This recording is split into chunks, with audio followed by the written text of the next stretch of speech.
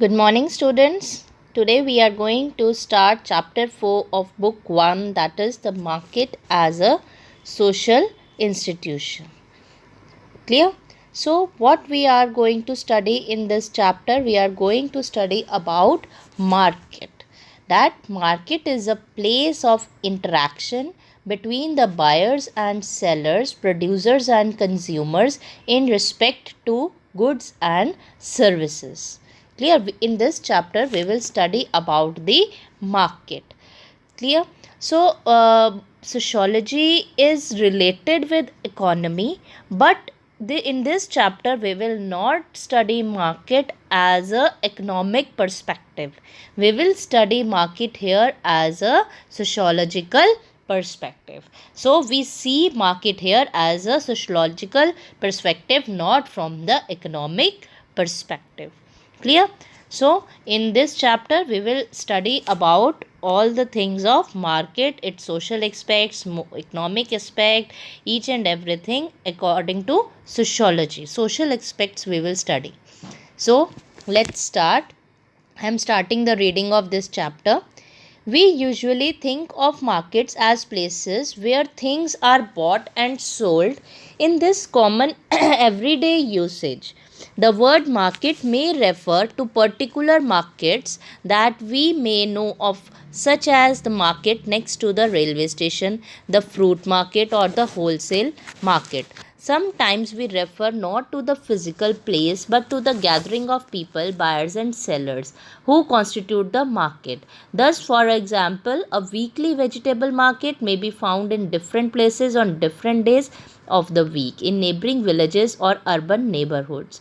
In yet another sense, market refers to an area or category of trade or business, such as the market for cars or the market for ready-made clothes. A related sense refers to the market for a particular product or service, such as the market for computer professionals.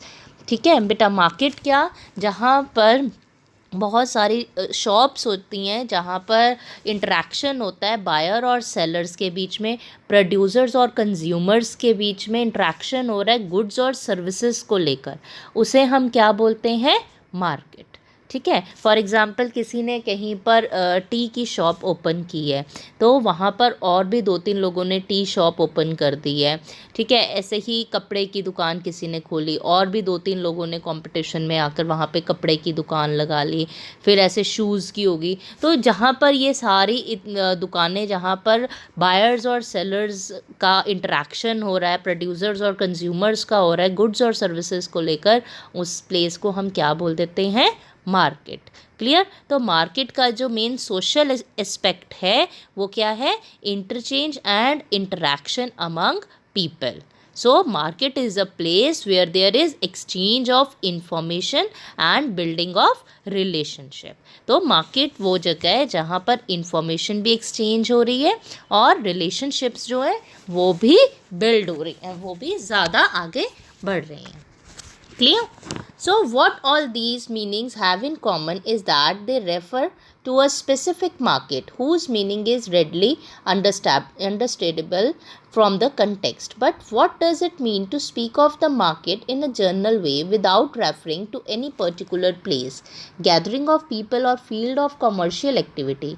This usage includes not only all the specific sense mentioned above, but also the entire spectrum of economic activities and institutions. In this very broad sense, then the market is almost equivalent to the economy. ठीक है. Market जो है वो किसके equivalent है? Economy के. We are use to thinking of the market as an economic institution, but this chapter will show you that the market is also a social institution. Economy में हम क्या पढ़ते हैं कि मार्केट जो है वो इकोनॉमिक इंस्टीट्यूशन है, but in this chapter we will study that market is also a social institution. In its own way, the market is comparable to more obviously social institutions like caste, tribe or family discussed in chapter 3। ठीक है, तो जो market है वो भी इन सारे social institutions से related है, कास्ट, ट्राइब और फैमिली से, जैसे कि हमने चैप्टर 3 में रीड किया था। ठीक है, कि अगर किसी की कोई शॉप है, कपड़े की दुकान है, तो उनकी जो आगे जनरेशन्स होंगी वो भी उसी क्लोथ शॉप को फॉलो करेंगे, वो भी उसी बिजनेस में बैठ जाएंगे। Clear? Okay, now let's start 4.1, that sociological perspectives on markets and the economy। अब हम इसमें सबसे पहले क्या पढ़ेंगे कि सोशलॉजिकल एस्पेक्ट जो है वो क्या है एक मार्केट का। Clear? So sociological perspective means social and cultural aspect of the market where a lot of social activity takes place in the market. तो सोशलॉजिकल पर्सपेक्टिव वो होगा जहाँ पर सोशल और कल्चरल एक्सपेक्ट है और बहुत सारी सोशल एक्टिविटीज़ जो हैं वो मार्केट में हैपन होती हैं। So it is controlled by social groups. ये सोशल ग्रुप्स जो हैं वो उसको कंट्रोल करते हैं। सोशल ग्रुप्स कौन से हैं? हमने पहले भी किए थे, caste and class. Clear? So let's start the reading. The discipline of economics is aimed at understanding and explaining how markets work in modern capitalist economies. For instance, how prices are determined, the probable impact of specific kinds of investment, or the factors that influence people to save or spend, so that the sociology have to contribute to the study of markets that goes beyond that economics can tell us.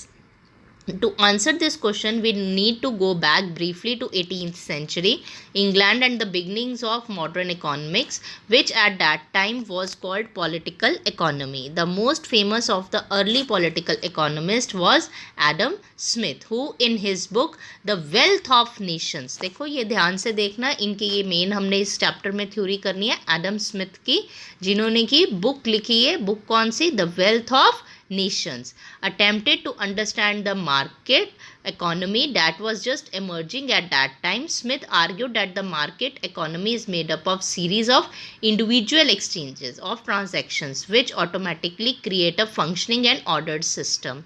With this happens even though none of the individuals involved in the millions of transactions had intended to create system. Each person looks only to their own self-interest, but in the pursuit of this self-interest, the interest of all or of society also seem to be looked after. In this sense, there seems to be some sort of an unseen force at work that converts what is good for each individual into what is good for society. अब बेटा इसमें Adam Smith ने जो है वो अपनी ये explain करी है थ्योरी, क्या थी उसमें इकोनॉमिक पर्सपेक्टिव उनका क्या था कि distribution, production, consumption of goods and services as well as investments. तो उन्होंने क्या एक तो उन्होंने कंसेप्ट दिया सेल्फ इंटरेस्ट का।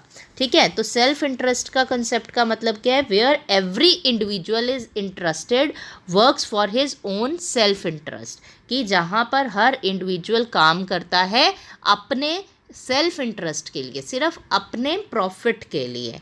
And when every individual thinks in this way, और जब हर इंडिविजुअल इसी तरह से सोचता है, it contributes to the profit and growth of the country. तो जब हर इंडिविजुअल इस तरह से सोचेगा तो क्या होगा? इससे कंट्री का भी प्रॉफिट होगा, ग्रोथ होगा, और इंडिविजुअल का भी अपनी प्रॉफिट जो होगा, इंडिविजुअल का भी प्रॉफिट और ग्रोथ होगा, और इकोनॉमी भी आगे ग्रो करेगी। क्लियर? और दूसरा इन्होंने एडम स्मिथ ने क्या दिया है? Invisible hand.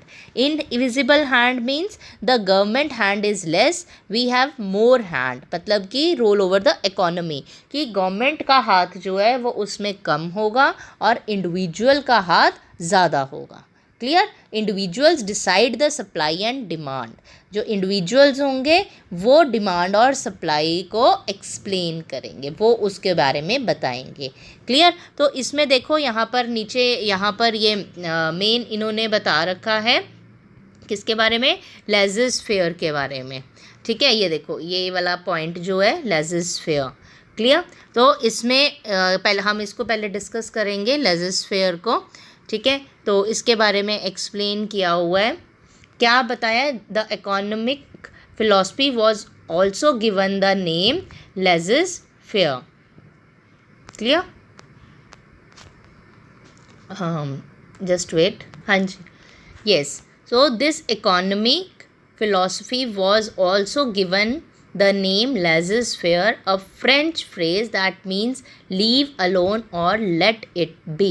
laissez-faire का बेटा अब क्या मतलब है कि मार्केट पर सब कुछ छोड़ दो, वो अपने आप खुद को करेक्ट कर लेगा। ये बहुत इंपॉर्टेंट टॉपिक है laissez-faire, इसको ध्यान से सुनना कि सब कुछ मार्केट पे छोड़ दो, वो अपने आप देख लेगा कि क्या किस तरह से करना है। ये 1930s तक चलता रहा था, ठीक है। क्या हुआ था जब ग्लोबल डिप्रेशन हुआ था, ठीक है, तो जब ग्लोबल डिप्रेशन जब हुआ तो ये रियलाइज़ किया गया कि market forces are not sufficient alone, ठीक है, कि मार्केट फोर्सेस जो हैं वो अलोन सफिशिएंट नहीं हैं, थोड़ा स्टेट को भी इंटरफेयर करना पड़ता है, अदरवाइज मार्केट इनकरेक्ट हो जाएगी, ठीक है। मार्केट इनकरेक्ट हो जाता है अगर स्टेट उसमें इंटरफेयर नहीं करता। जैसे कि मैं आपको एग्जांपल देती हूँ, फॉर एग्जांपल मार्केट में प्राइस बढ़ा दिए गए हैं, ठीक है। फॉर एग्जांपल हम अनियन के एग्जांपल लेते हैं कि अनियन के रेट्स जो हैं वो बहुत ज़्यादा राइज़ कर दिए, तो इसमें होर्डिंग भी हुई, ठीक है, थोड़ी सी ब्लैक मार्केटिंग भी हुई और थोड़ा सा तो इसमें ब्लैक मार्केटिंग भी हुई, होर्डिंग भी हो रही है, प्राइजेस बहुत हाई हो रहे हैं, तो इसीलिए स्टेट को थोड़ा सा इंटरफेयर करना पड़ता है। क्लियर? जैसे एक्सपोर्ट्स कैसे इंटरफेयर किया स्टेट ने, जैसे एक्सपोर्ट्स को रोक दिया, तो एक्सपोर्ट्स रोकने से क्या हुआ, मार्केट में अनियन सफिशिएंट रहेंगे, ठीक है। वो जब अगर मार्केट में अनियन सफिशिएंट रहेंगे तो प्राइस अपने आप कंट्रोल हो जाएंगे। सो 1930s के बाद ये रियलाइज़ किया गया कि स्टेट का रोल बहुत ज़्यादा मेन होता है। अगर स्टेट सब कुछ छोड़ देगी मार्केट के हाथ में तो मार्केट क्रैश कर जाएगी। क्लियर? सो लेज़ेज़-फेयर का तो लेज़ेज़-फेयर यही कहता है कि मार्केट खुद अपने आप सब कुछ करेक्ट कर लेगा और सब कुछ मार्केट पर छोड़ दो। So this is the concept laissez faire given by Adam Smith, a French phrase that means leave alone और let it be. Clear? So modern economics developed from the ideas of early thinkers such as Adam Smith and is based on the idea that the economy can be studied as a separate of society that operates according to its own laws, leaving out the larger social or political context in which markets operate. In contrast to this approach, sociologists have attempted to develop an alternative way of studying economic institutions and processes within the larger social frame, जो कि मैंने अभी आपको सारा ये समझाया। So sociologist view market as social institution that are constructed in culturally specific ways. तो sociologist market को किस तरह से लेते हैं कि वो एक सोशल इंस्टीट्यूशन है, ना कि इकोनॉमिक इंस्टीट्यूशन लेते हैं। वो इकोनॉमिक्स में हम स्टडी करते हैं, यहाँ पर सोशल रिलेशनशिप्स जो है वो डेवलप होते हैं। For example, markets are often controlled or organized by particular social groups or classes and have specific connections to other institutions, social processes and structures. Sociologists often express this idea by saying that economies are socially embedded. This is illustrated by two examples, one of a weekly tribal hut and the other of a traditional business community and its trading networks in colonial India. तो इसमें क्या बताया गया है sociological perspective में कि दो type के हमारे मार्केट्स जो हैं वो लग रही हैं, वीकली मार्केट और ट्रेडिशनल कम्युनिटीज़, ठीक है। तो उसमें क्या हो रहा है कि besides buyers and sellers there are entertainers also, performers है, म्यूजिशियंस है, गेम्स राइड्स, ये सब कुछ भी वहाँ पर परफॉर्म हो रहा है, मनी लेंडर्स भी आ रहे हैं, ठीक है। तो यहाँ पर सिर्फ एक बिजनेस ही नहीं हो रहा है, this kind of market is typical of village cities and towns also. So there is economic as well as social interaction in the market. तो यहाँ पर सोशोलॉजिस्ट यही एक्सप्लेन कर रहे हैं कि इकोनॉमी के साथ साथ सोशल इंटरेक्शन जो है वो भी हो रहा है। जैसे कि in tribal and hilly areas weekly market is a huge occasion for them to interact with their friends and kins, मतलब एक सोशल मीटिंग प्लेस होता है। जैसे ट्राइबल्स और हिली एरियाज़ के जो लोग होते हैं उनके लिए वो एक वहाँ पर सोशल इंटरेक्शन है, सोशल मीटिंग की जगह है जहाँ पर वो सब उस दिन इकट्ठे होते हैं मीटिंग के लिए। Clear? So we have completed with the introduction of this chapter with this with the theory of Adam Smith. So tomorrow in next video we will discuss about a weekly tribal market. Thank you and have a nice day.